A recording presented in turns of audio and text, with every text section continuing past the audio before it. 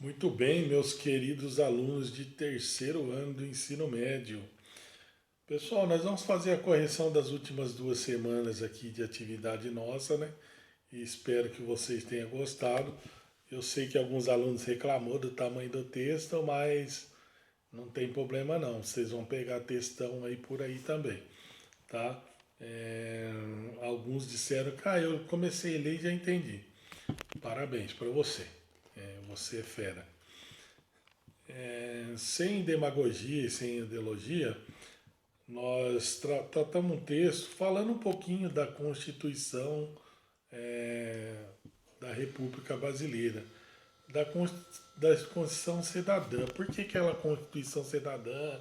O que ela introduziu? O que, que ela melhorou no contexto social das famílias brasileiras? O que, que ela trouxe de reflexo, né? E aí, eu perguntei, né? Na verdade, eu fiz a proposta. Levando em consideração o texto acima, faça uma redação dissertativa pontuando os aspectos de direitos e deveres da Constituição brasileira e quais as percepções desses direitos no seu dia a dia. O que o professor queria, pessoal? Queria que vocês pegassem toda essa relação de direito, de liberdade, né, de direitos civis, de ter um nome, ter uma casa, uma propriedade, de direitos sociais, de ir à escola, de ter um trabalho, de ter uma moradia, de direitos políticos, de votar, né? Agora na idade de vocês é só votar.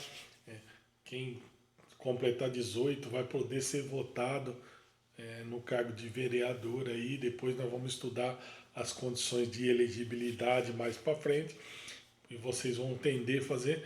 Então nós temos a condição de direito e deveres, né? O meu direito ou a minha liberdade, ela vai até onde começa a liberdade dos outros.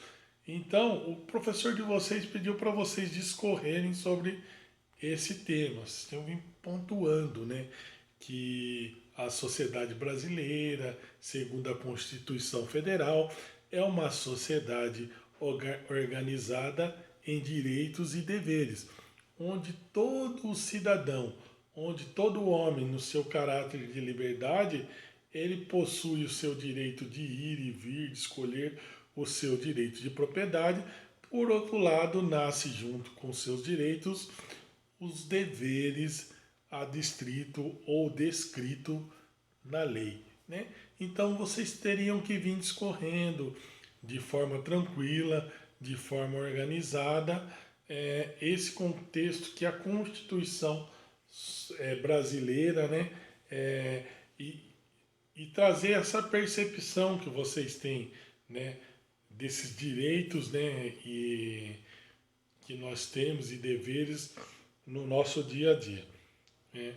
Então, esse seria o papel do aluno aqui nessa questão. Aí nós chegamos na semana lá do 15-19, né?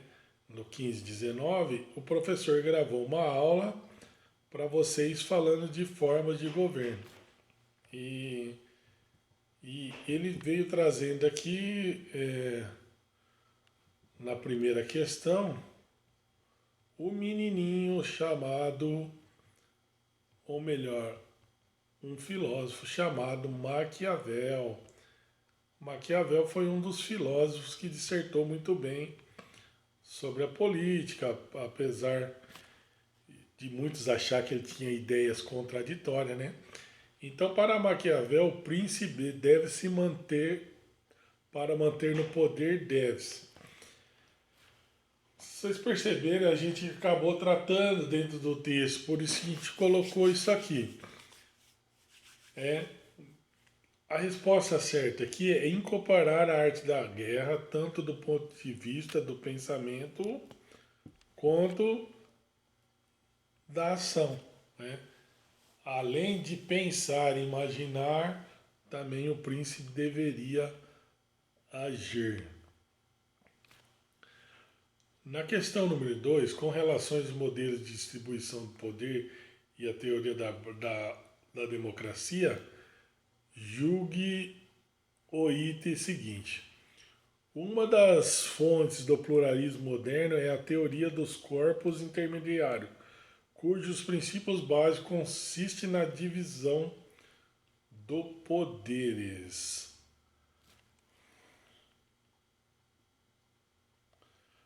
Na divisão de poderes. Pessoal, essa questão ela está errada na letra B. Porque quando a gente fala de pluralismo moderno, a gente fala de incorporação de todas as facetas, né, do direito, ele sendo transformado ali.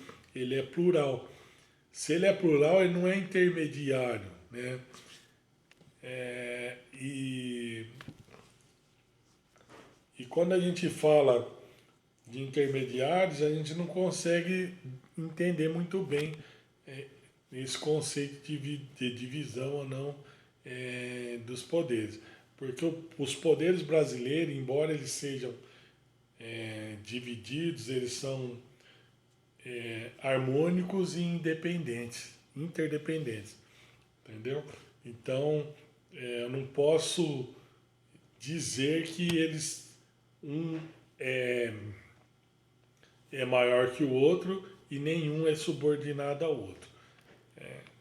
Por isso que essa resposta é errada. Vamos lá então.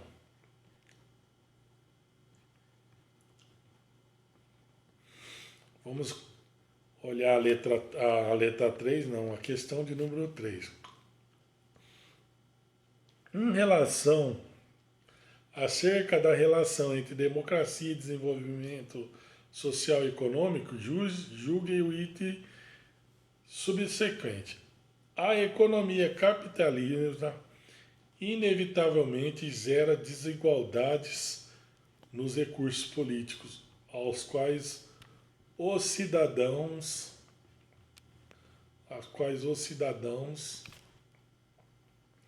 têm acesso.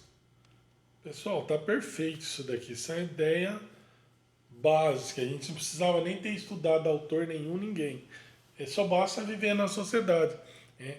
Então a gente vê que dentro de uma economia capitalista, dentro da democracia e desenvolvimento social e econômico, na economia capitalista é inevitável que haja desigualdade. É inevitável. Então isso daí tá perfeito, tá certo.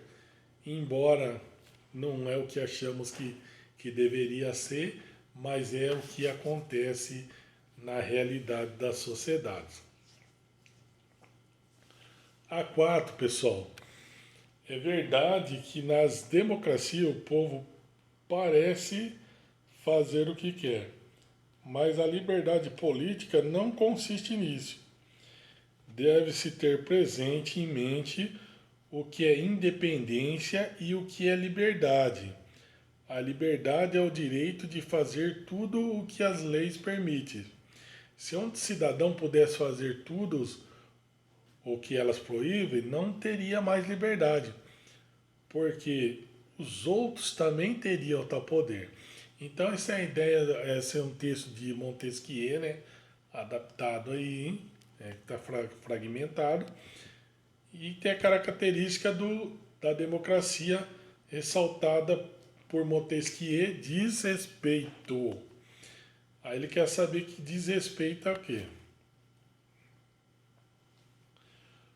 Pessoal, então nós já dissemos lá quando nós começamos a tratar com vocês que toda liberdade ela é adstrita à lei, que eu não posso usar que eu sou livre, igual tem acontecido no Brasil, a liberdade de expressão. A liberdade de expressão e as pessoas ofendem, as pessoas maltratam, as pessoas cometem crime com palavras e depois acham que pela liberdade de expressão elas têm razão. Mas não, a lei fala que eu não posso injuriar as pessoas.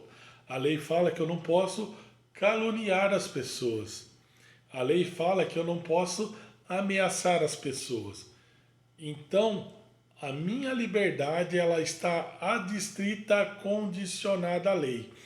Então, se eu lembrar disso daqui, dessa linha de pensamento de Montesquieu, e a nossa democracia é baseada na teoria do Barão de Montesquieu, eu vou dizer que por diz respeito ao condicionamento da liberdade do cidadão à conformidade às leis.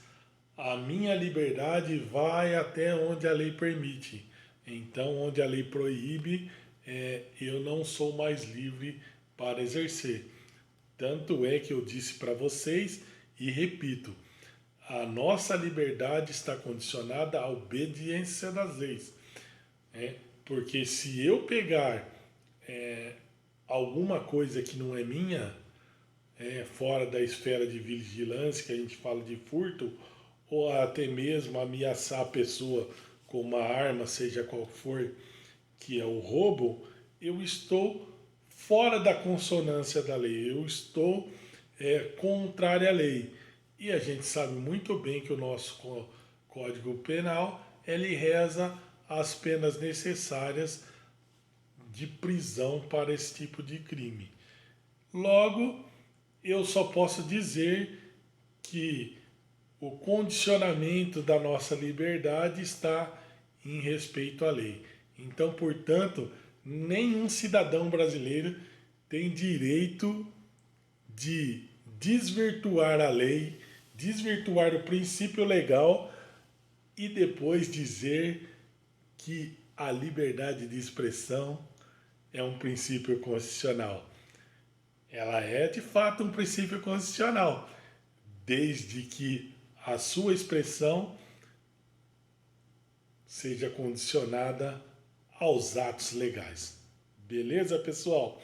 Espero que vocês tenham gostado dessa correção dessa atividade e nós vamos dar uma melhorada aí nessa temática e vocês irão nos ajudar. Fiquem com Deus.